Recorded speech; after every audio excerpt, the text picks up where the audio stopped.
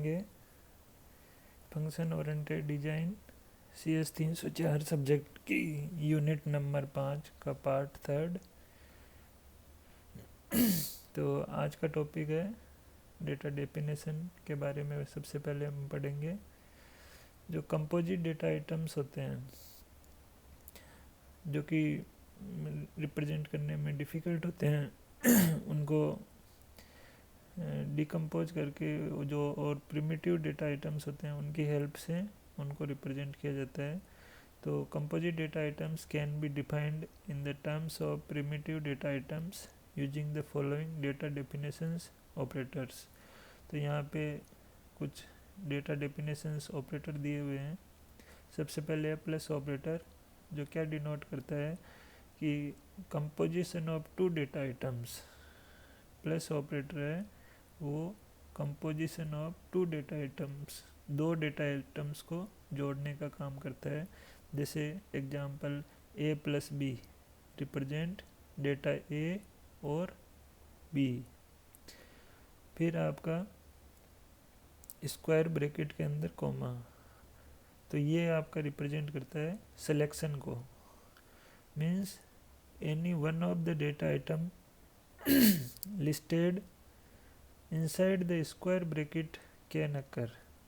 तो यहाँ पे जैसे बहुत सारे डेटा आइटम है इस स्क्वायर ब्रैकेट के अंदर और कॉमा से सेपरेटेड है, तो अगर इसका यूज करोगे तो आपको ये सिलेक्शन का ऑप्शन देता है। मीन्स इसके अंदर में से आप किसी भी एक डेटा आइटम को चूज कर सकते हो। फॉर एग्जांपल A, B, जो कि स्क्वायर ब्रैकेट के अंदर लिखे हुए हैं, कॉमा से सेपरेटेड है दोनों data item, represent either A अकर और B अकर। मीन्स या तो A आएगा या B आएगा। फिर आता है आपका ब्रैकेट, जो छोटा ब्रैकेट है वो, जो कि the content inside the bracket represent optional data which may और मे नॉट अपीयर। मीन्स वो जो इस छोटे ब्रैकेट के अंदर जो भी डेटा आइटम होगा वो आपका ऑप्शनल रहेगा, वो उसको आप कंसिडर कर सकते हो और नहीं भी कर सकते हो। जैसे A प्लस ब्रैकेट के अंदर B है, रिप्रेजेंट आइदर A अकर और A प्लस B बोथ अकर। फिर आता है आपका जैसे मजला ब्रैकेट है, तो ये रिप्रेजेंट करता है इटरेटिव डेटा डेफिनेशंस। मीन्स जो भी डेटा आइटम होगा उसको बार बार आपको लिखना है, तो उसके लिए ये जो मजला ब्रैकेट है ये काम आएगा। तो फॉर एग्जांपल जो नेम डेटा आइटम है वो मजला ब्रैकेट में लिखा हुआ और उसके आगे 5 लिखा हुआ है, तो वो क्या रिप्रेजेंट करता है कि जो नेम डेटा आइटम है वो 5 टाइम रिप्रेजेंट होगा। और अगर नेम ब्रैकेट में और यहाँ पे 5 की जगह स्टार लिखा हुआ है तो वो रिप्रेजेंट करता है कि ये जो नेम डेटा है वो 0 और मैनी टाइम्स रिप्रेजेंट अपीयर हो सकता है। फिर आता है equal. Equal represents equivalence. Means जो आपका B और C प्रिमिटिव डेटा है उनको आपने प्लस करके इक्वल कर दिया तो वो A आपके कंपोजिट डेटा बन गया। Means that A is a composite data item जो कि B और C से दोनों से मिलके बना हुआ है। फिर आता है कमेंट। तो इन दोनों के बीच में जो भी आपका लिखा हुआ रहेगा वो आपका कमेंट कंसीडर किया जाएगा, उसको आप कमेंट के रूप में लिख सकते हो। तो एनीथिंग अपेयरिंग विद इन जो बैकस्लैश है और फिर स्टार और फिर स्टार और बैकस्लैश, इन दोनों के बीच में जो भी लिखा रहेगा वो उसको आप कमेंट के रूप में रिप्रेजेंट कर सकते हो। फिर आता है आपका developing the DFD model of a system. तो अगर आपको किसी सिस्टम का या मतलब आपका जो प्रोजेक्ट है उसका आपको DFD मॉडल बनाना है, तो उस कैसे बनाओगे, उसके लिए क्या क्या स्टेप्स हैं वो अपन अब पढ़ेंगे। ए DFD model of a system graphically represent how each input data is transformed to its corresponding output data through a hierarchy of DFDs। तो DFD मॉडल में क्या होता है कि आप किसी भी सिस्टम का ग्राफिकल रिप्रेजेंटेशन कर रहे हो कि उसके अंदर जो इनपुट डेटा है वो कैसे ट्रांसफॉर्म हो रहा है आउटपुट डेटा में with the help of DFDs। और जो DFDs होगी वो उनकी एक हिरार्ची होगी, 1 by 1 एक इस लेयर के अंदर टॉप से बॉटम डायरेक्शन में उनकी एक हिरार्ची होगी। The DFD model of a system is constructed by using A hierarchy of DFDs। तो किसी भी सिस्टम का आप DFD मॉडल बना रहे हो तो वो जो DFDs की हिरार्ची होगी उनकी हेल्प से बनाया जाएगा। The top level DFD is called the level 0 DFD। और जो सबसे ऊपर की जो DFD होगी उसको आप लेवल 0 DFD और कंटेक्स्ट डायग्राम बोलोगे। This is the most abstract representation of a system. तो जो लेवल 0 है और कंटेक्स्ट डायग्राम है वो आपका सबसे सिंपलेस्ट रिप्रेजेंटेशन ऑफ सिस्टम है, और उसको आप हाईएस्ट लेवल की DFD बोलोगे जो कि बहुत ही इजी और सिंपल है रिप्रेजेंट करने के हिसाब से। 8 each successive lower level DFDs, more and more details are gradually introduced।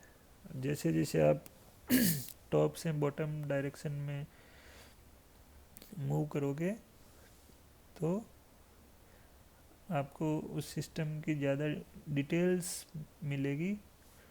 और to develop a higher level DFD model, processes are decomposed into their sub process.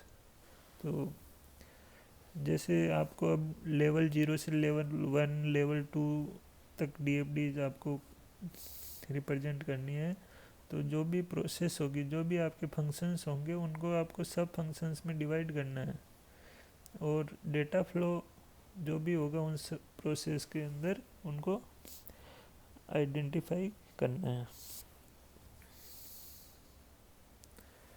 To develop the data flow model of a system, first the most abstract representation जो आपकी level 0 है उसको आपको उसके जो भी problem है उसका आपको लेवल 0 या एब्स्ट्रैक्ट रिप्रेजेंटेशन, एब्स्ट्रैक्ट जो है कंटेक्स्ट डायग्राम वो बनाना है। सब्सिक्वेंटली उसके बाद में आपको लोअर लेवल जो DFDs होगी उनको बनाना है। लेवल 0 और level 1 consist of only 1 DFD each. Means level 0 और लेवल 1 पे आपके एक DFD रहेगी। लेवल 2 में content up to 7 separate DFDs, और लेवल 2 के अंदर मैक्सिमम 7 DFDs हो सकती है अलग अलग, और लेवल 3 के अंदर 49 DFDs हो सकती है मैक्सिमम।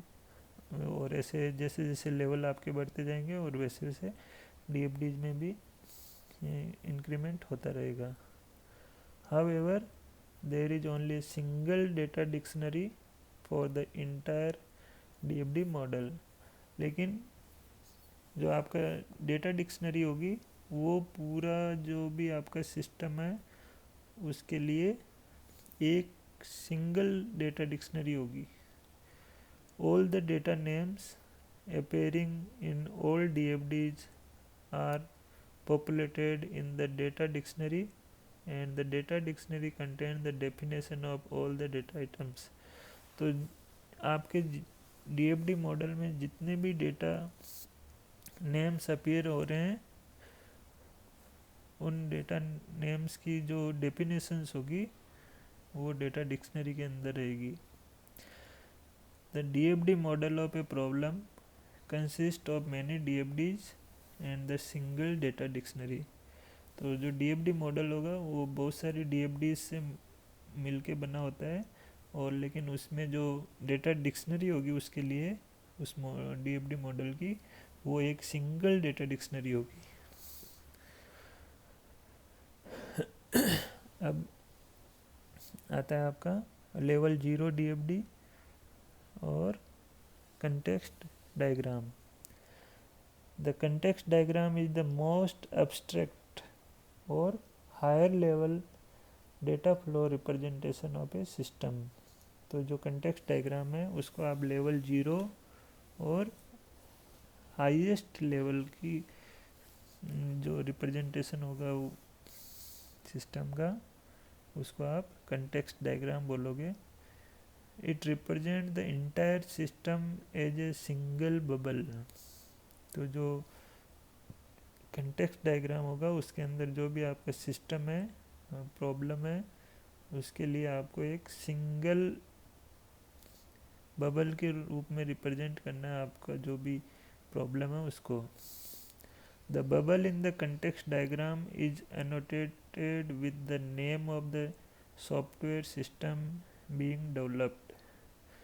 तो जो उस बबल का नाम होगा कंटेक्स्ट डायग्राम के अंदर, उसका नाम होगा जो आपका सिस्टम सॉफ्टवेयर, जो भी आपका सॉफ्टवेयर सिस्टम बन रहा है वही उसका नाम होगा, जो कि जनरली एक नाउन है। नाउन मीन्स जो काम करने वाला है। This is the only bubble in a DFD model where a noun is used for naming the bubble. और ये अकेला एक बबल है इस DFD मॉडल के अंदर जिसके लिए आप उसको उसका नाम देने के लिए आप एक नाउन का यूज कर रहे हो। The bubbles at all other levels are annotated with the verbs accordingly to the main function performed by the function।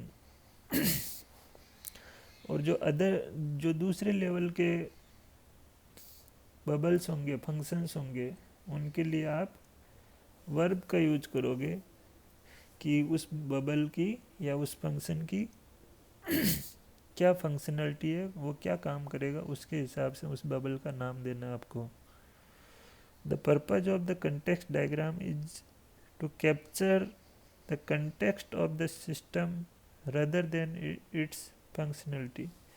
तो कंटेक्स्ट डायग्राम का क्या पर्पज है कि वो क्या करेगा, ना कि वो कैसे काम करेगा उसका नहीं है, लेकिन वो किस पर्पज के लिए बनाया जा रहा है वो आपको उस कंटेक्स्ट डायग्राम में उसकी मीनिंग, मतलब वो आपको बताएगा। ये आपको नहीं बताएगा कि ये कैसे काम करेगा, ये फंक्शन किस पर्पज के लिए बनाया गया है, लेकिन ये सॉफ्टवेयर या जो भी आपका सिस्टम है वो किस पर्पज के लिए बनाया गया है उसका आपको कंटेक्स्ट डायग्राम में मीनिंग मिलेगा। The name context diagram of the level 0 DFD is justified because it's represent the context in which the system would exist। तो जो भी आपका कंटेक्स्ट डायग्राम है लेवल 0 या कंटेक्स्ट डायग्राम आप उसको बोलते हो, वो उसका नाम क्यों रखा है कंटेक्स्ट डायग्राम, वो इस जस्टिफाई हो रहा है यहाँ पे कि ये सिस्टम का क्या यूज होगा। जैसे लाइब्रेरी मैनेजमेंट का सॉफ्टवेयर हो सकता है तो उसके लिए लेवल 0 का DFD होगा, उसका नाम होगा library management. That is the external entities who would interact with the system and the specific data items that they would be supplied to the system and the data item they would be receiving from the system. Means कि वो उसके लिए क्या क्या input होंगे और क्या कैसे क्या आउटपुट होगा और डेटा फ्लो कैसे होगा वो इसके अंदर बताएंगे। The various external entities with which the system interact and the data flow occurring between the system and the external entities are represented। तो जो इनपुट होंगे वो उसका आउटपुट क्या होगा और उनमें डेटा कैसे फ्लो होगा वो रिप्रेजेंट होगा। The data input to the system and the data output from the system are represented as incoming and outgoing arrow। तो जो इनपुट होगा वो तो इनकमिंग एरो से रिप्रेजेंट होगा और जो आउटपुट होगा वो आउटगोइंग एरो से रिप्रेजेंट होगा। These data flow arrow should be annotated with the corresponding data name. तो और जो डेटा फ्लो के जो एरो है उनके ऊपर आपको नाम देना है जो भी उनका करस्पॉन्डिंग डेटा नेम होगा। इनपुट का जो भी डेटा नेम होगा वो आपको उस एरो को नाम देना है। The context diagram establish the context in which the system operates, that is who are the users, what data do they input to the system and what data they receive from the system. तो context diagram में क्या होगा कि उसमें कौन user होंगे और वो क्या इनपुट सिस्टम को देंगे और वो सिस्टम से क्या आउटपुट उनको मिलेगा। तो ये आपको सब कंटेक्स्ट डायग्राम के अंदर मिलेगा।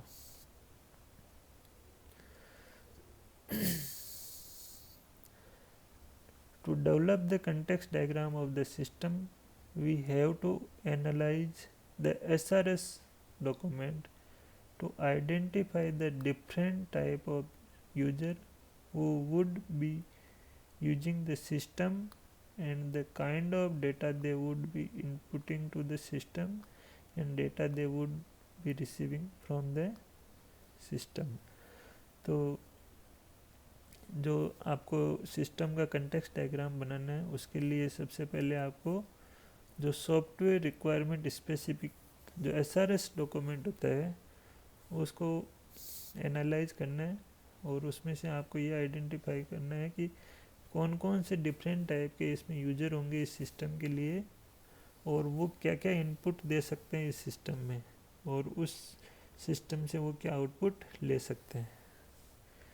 तो ये जैसे लेवल 0 की DFD है, लेवल 0 DFD, तो यहाँ पे एक DFD दी हुई है लेवल 0 DFD और कंटेक्स्ट डायग्राम।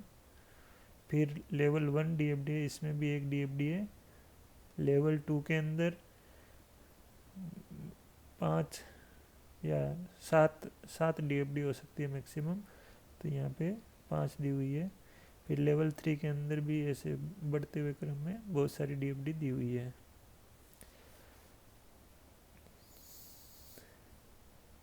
फिर आता है आपका level 1 DFD। The level 1 DFD usually contains 3 to 7 bubbles. तो उसके अंदर 3 से 7 बबल्स हो सकते हैं।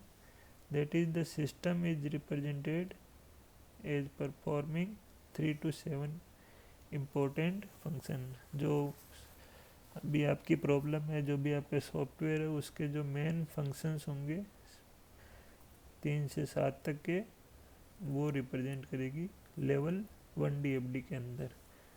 जो मेन फंक्शंस होंगे उनको आपको रिप्रेजेंट करना है लेवल 1 DFD में। To develop the level 1 DFD, examine the higher level functional requirement in the SRS document. तो जो हायर लेवल की फंक्शनलिटी है कि सिस्टम में मेन कौन से फंक्शन है, कैसे ये काम करेगा, उसके जो मेन फंक्शंस होंगे उनको आपको SRS डॉक्यूमेंट से आइडेंटिफाई करना है और उसमें आपको रिप्रेजेंट करना है। if there are 3 to 7 higher level functional requirement, then each of these can be directly represented as a bubble in the level 1 DFD. अगर 3 से 7 हायर लेवल फंक्शनल रिक्वायरमेंट है आपके एसआरएस डॉक्यूमेंट में, तो जो आपकी 3 से 7 फंक्शनल हायर लेवल के फंक्शन होंगे, उनको आप एक बबल से अलग अलग फंक्शंस को एक बबल अलग अलग बबल से डायरेक्टली रिप्रेजेंट कर सकते हो इन लेवल 1 डीएफडी में. उसके बाद में examine the input data to these function and the data output by these function as documented in SRS document and represent them appropriately in the diagram. उसके बाद में आपको क्या करना है कि उस जो SRS डॉक्यूमेंट में उन फंक्शंस में क्या क्या इनपुट काम में आ रहे हैं वो एग्जामिन करने, और उससे क्या आउटपुट आ रहा है उसको रिप्रेजेंट करना है डायग्राम के अंदर. What if a system has more than 7 higher level requirement identified in the SRS document? तो अगला अपने दिमाग में ये क्वेश्चन आता है कि अगर 3 से 7 तक अगर हायर लेवल फंक्शनल रिक्वायरमेंट है तब तक तो ठीक है, लेकिन अगर 7 से ज़्यादा हायर लेवल रिक्वायरमेंट अगर SRS डॉक्यूमेंट में दी हुई है तो फिर कैसे अपन लेवल 1 DFD में रिप्रेजेंट करेंगे. In this case some of the related requirement have to be combined and represented as a single bubble in the level 1 DFD. तो अगर 7 से ज़्यादा मेन हायर लेवल की रिक्वायरमेंट अगर SRS डॉक्यूमेंट में दी हुई है तो जो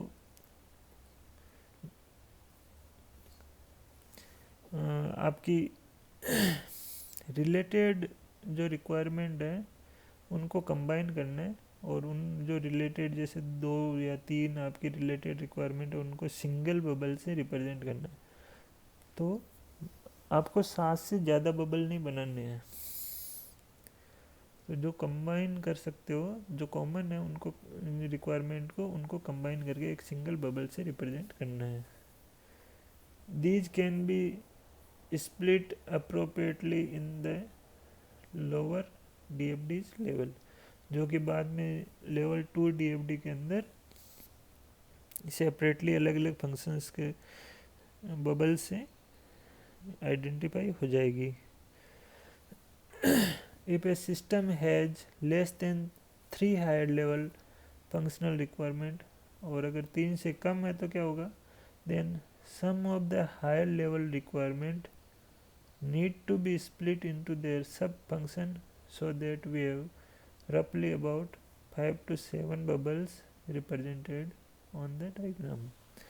तो अगर 3 से कम है तो उनको आपको किसी भी रिक्वायरमेंट हायर लेवल रिक्वायरमेंट को स्प्लिट कर देना है, ब्रेक कर देना है, डिकम्पोज कर देना है उसके सब फंक्शंस के फॉर्म में, तो उससे हमें 5 से 7 बबल्स रिप्रेजेंट करने को मिल जाएंगे. तो फिर डिकम्पोजिशन का आता है कि डिकम्पोज कैसे करेंगे. Each bubble in the DFD represent a function performed by the system. तो DFD मॉडल के अंदर जो भी एक आपका बबल होगा, गोला होगा, वो एक आपको एक फंक्शन जो सिस्टम का होगा उस फंक्शन को रिप्रेजेंट करेगा. The bubbles are decomposed into sub functions at the successive level of the DFD model. तो बबल एक लेवल से दूसरे लेवल पे जा रहे हो तो वो डिकम्पोज हो जाएंगे, मीन्स एक फंक्शन को आपको उसके सब फंक्शंस में डिवाइड कर देना है जब भी आप लेवल 1 से लेवल 2 में जा रहे हो. तो decomposition of a bubble is also known as factoring or exploding a bubble. तो किसी भी फंक्शंस का या बबल का डिकम्पोजिशन को आप फैक्टरिंग और एक्सप्लोडिंग भी बोल सकते हो. Each bubble at any level of DFD is usually decomposed to anything 3 to 7 bubbles. तो किसी भी लेवल पे किसी भी एक बबल को आप मैक्सिमम 3 से 7 सब बबल्स में डिवाइड कर सकते हो। For example, if a bubble is decomposed to just one bubble or two bubbles, then this decomposition become trivial and reductant। तो आपने अगर किसी एक बबल को एक बबल में डिकम्पोज किया या दो में किया तो जो आपका डिकम्पोजिशन है वो ट्रिवियल और रिडक्टेंट हो जाएगा, डुप्लीकेट्स हो जाएंगे उसमें और कॉम्प्लिकेटेड हो जाएगा। On the other end, too many bubbles means कि आपने किसी एक बबल को 5-7 से ज़्यादा बबल्स में डिवाइड कर दिया है किसी भी लेवल के ऊपर, तो वो आपको उस डीएफडी मॉडल को समझने में बहुत कठिनाई हो जाएगी कि बहुत बड़ा हो जाएगा वो मॉडल आपका। तो आपको किसी भी जब बबल को डिकम्पोज करना है तो आपको ये दिमाग में ध्यान में रखना है कि 3 से 7 बबल्स में उसको डिवाइड करना है किसी भी लेवल पे। Decomposition of A bubble should be carried on until a level is reached at which the function of bubble can be described using a simple algorithm। और आपको डिकम्पोजिशन किसी भी बबल का तब तक करना है जब तक आप ऐसे लेवल पे पहुंच जाओ कि उस फंक्शन का जो भी आपकी सब बबल होगी या सब फंक्शंस होगा उसको आप एक किसी भी सिंपल एल्गोरिथम से रिप्रेजेंट कर सकते हो। तो तब तक आपको उसको डिकम्पोज करना है।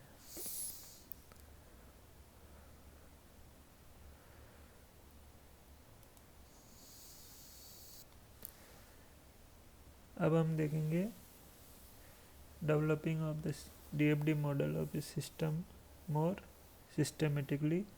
तो कैसे आप किसी भी सिस्टम का डीएफडी मॉडल प्रॉपर तरीके से बनाओगे, उसके लिए construction of A context diagram. सबसे पहले कंटेक्स्ट डायग्राम बनाना है। तो कंटेक्स्ट डायग्राम बनाने के लिए एग्जामिन द एसआरएस डॉक्यूमेंट। सबसे पहले आपको एसआरएस डॉक्यूमेंट को देखना है कि उसमें क्या रिक्वायरमेंट है। तो उसमें क्या देखना है, different higher level function that the system needs to perform. तो सबसे पहले आपको हायर लेवल के फंक्शंस को आइडेंटिफाई करना है कि जो अलग अलग प्रकार के हायर लेवल के फंक्शंस है सिस्टम के, वो आपको आइडेंटिफाई करना है। डेटा इनपुट टू ईच या एवरी हायर लेवल फंक्शन, और जो प्रत्येक हायर लेवल फंक्शन होगा उसके लिए डेटा इनपुट क्या होगा उसको आइडेंटिफाई करना है। और data output from every higher level functions, और जो हायर लेवल फंक्शंस होगा प्रत्येक उसका आउटपुट क्या होगा उसको आइडेंटिफाई करना है। And interaction among the identified higher level functions, और उनके बीच में डेटा कैसे फ्लो होगा उसको आइडेंटिफाई करना है। Represent these aspect of higher level functions in diagrammatic form. तो जो आपके हायर लेवल फंक्शंस हैं उनको डायग्रामेटिकली फॉर्म में रिप्रेजेंट करना है। This would be form the top level data flow diagram, जो कि आपका सबसे higher level data flow diagram है, कंटेक्स्ट डायग्राम है, वो आपको मिल जाएगा। और उसको आप DFD 0 भी बोल सकते हो और कंटेक्स्ट डायग्राम भी बोल सकते हो। उसके बाद में आपको बनाना है लेवल 1 DFD। तो उसके लिए क्या करना है, कंस्ट्रक्शन ऑफ लेवल 1 डायग्राम, उसके लिए क्या करना है, examine the higher level functions described in the XRS document. तो हायर लेवल फंक्शंस को एग्जामिन करना है जो भी आपके SRS डॉक्यूमेंट में। If there are 3 to 7 higher level requirement in the SRS document, then represent each of the higher level function in the form of bubble। तो अगर आपके पास केवल 3 से 7 ही हायर लेवल फंक्शन की रिक्वायरमेंट SRS डॉक्यूमेंट में दिया हुआ है तो आपको प्रत्येक हायर लेवल फंक्शंस के लिए एक बबल बनाना है। If there are more than 7 bubble, अगर 7 से ज़्यादा बबल है और या 7 से ज़्यादा हायर लेवल फंक्शंस है, then some of them have to combine. तो 7 से ज़्यादा हो रहे हैं तो उनमें जो कॉमन है उनको कंबाइन करके एक सिंगल बबल से रिप्रेजेंट करना है। और if there are less than 3 bubble, तो और अगर 3 से कम है तो आपको किसी भी बबल को ब्रेक करके 3 से 5 या 3 से 7 तक लेके जाना है। Constructions of lower level diagram, और अगर उसके बाद में लेवल 2 और लेवल 3 बनाना है उसके लिए आपको क्या करना है, decompose each higher level functions into its constituent sub functions through the following set of activities. तो आपका जो हायर लेवल फंक्शंस है उनको आपको सब फंक्शंस में ब्रेक करना है, और उसके लिए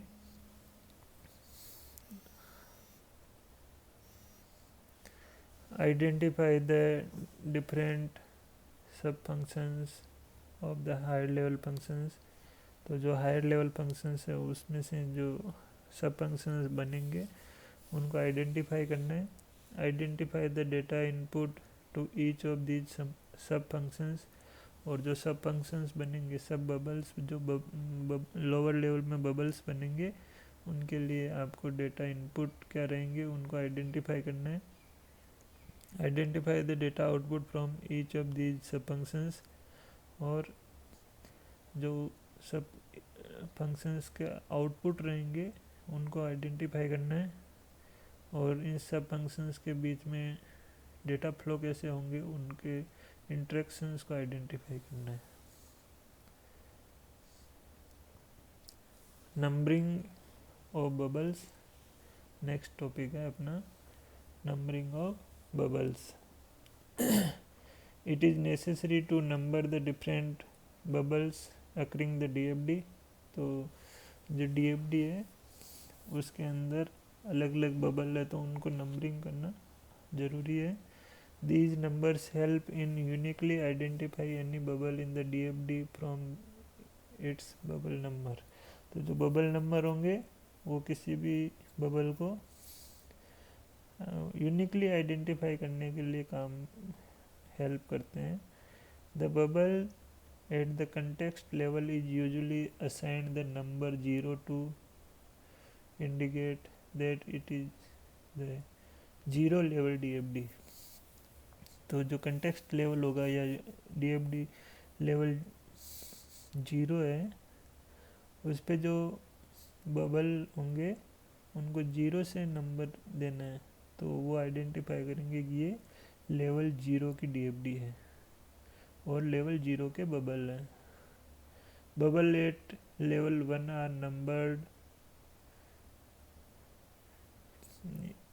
लाइक 0.1, 0.2 और 0.3 etc।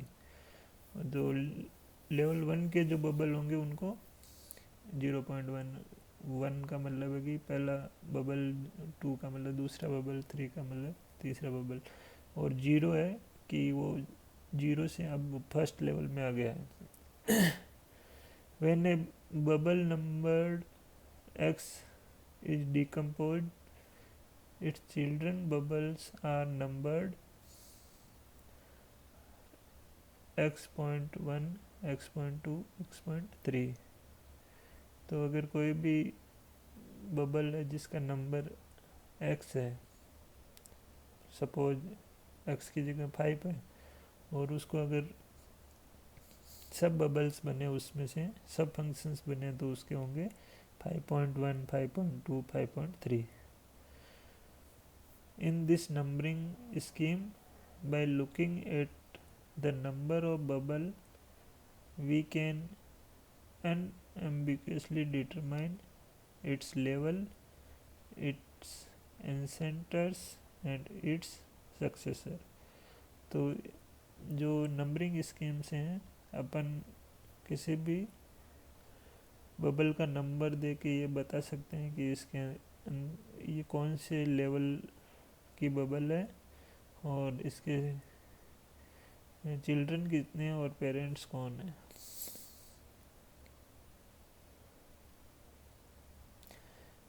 Commonly made error while constructing a DFD model.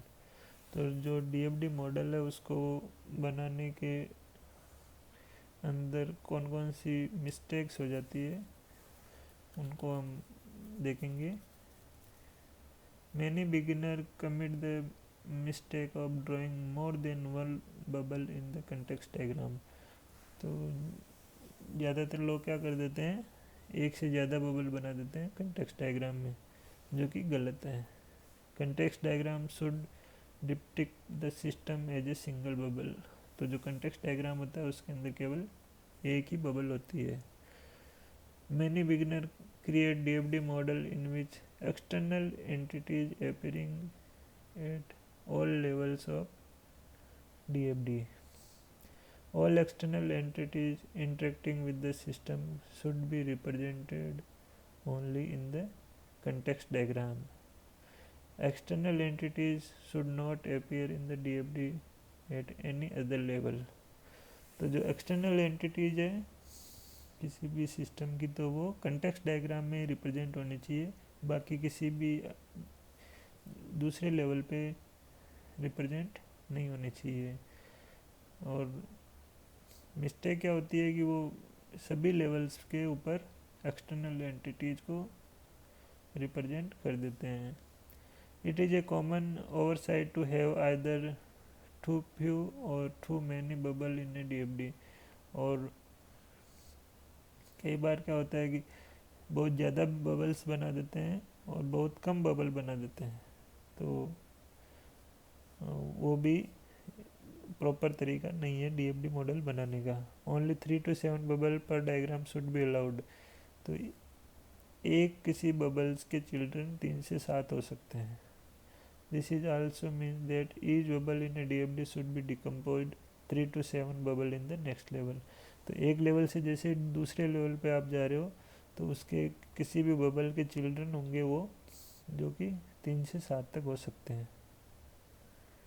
Many beginner leave the DFD at different levels of DFD model unbalanced. तो कई बार क्या करते हैं कि वो DFD मॉडल को,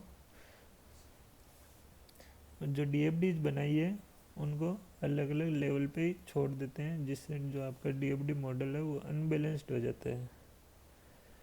ए common mistake committed by many beginner while developing a DFD model is attempting to represent control information in DFD.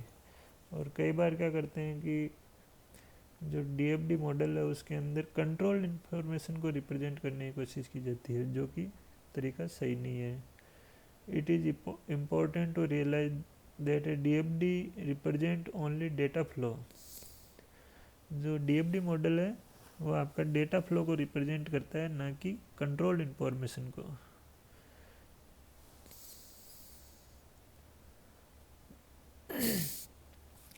Shortcoming of the DFD model. तो क्या क्या शॉर्टकमिंग्स हैं DFD मॉडल की. DFD model suffer from several shortcomings. The important shortcomings of DFD models are the following. तो बहुत सारे shortcoming हैं, तो कौन कौन से जो इम्पोर्टेंट शॉर्टकमिंग है वो अपन यहाँ पे देखेंगे. In the DFD model we judge the function performed by a bubble from its label. However, a short label may not capture the entire functionality of a bubble. तो जो DFD मॉडल है उसके अंदर क्या करते हैं, हम बबल का नाम जो भी लेबल देते हैं उससे उसकी फंक्शनलिटी को आइडेंटिफाई करते हैं। लेकिन कई बार क्या होता है कि अगर लेबल या उसका नाम छोटा दे दिया तो वो उस बबल की पूरी फंक्शनलिटी को आइडेंटिफाई या रिप्रेजेंट नहीं कर सकता। तो ये इसका शॉर्ट कमिंग है। For example, A bubble name find book position has only intuitive meaning and does not specify several things.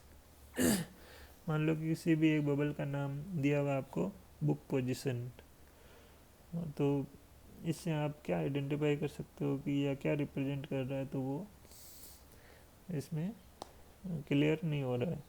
तो इस जैसे what happen when some input information is missing और incorrect, further the find book position bubble में not convey anything regarding what happen when the book required book is missing. तो इसके अंदर ये shortcomings हैं। Not well defined control aspects are defined by a DFD।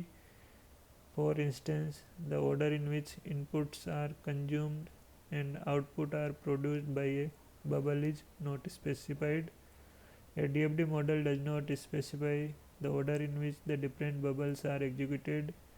Representation of such aspects is very important for modeling real-time system.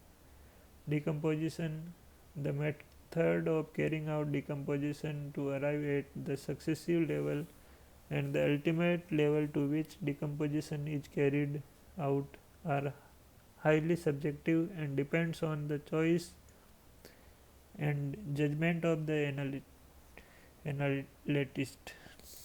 Due to this reason, even for the same problem, several alternative DFD representation are possible.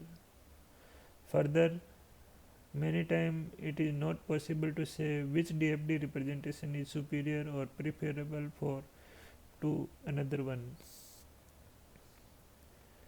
Improper data flow diagram. The data flow diagramming technique does not provide any specific guidance as to how exactly to decompose a given function into its subfunction, and we have to use subjective judgment to carry out decomposition. तो ये हमने देखा कि DFD model कैसे बनाते हैं systematically तरीके से, और क्या क्या उसके शॉर्ट कमिंग्स हो सकते हैं। तो धन्यवाद।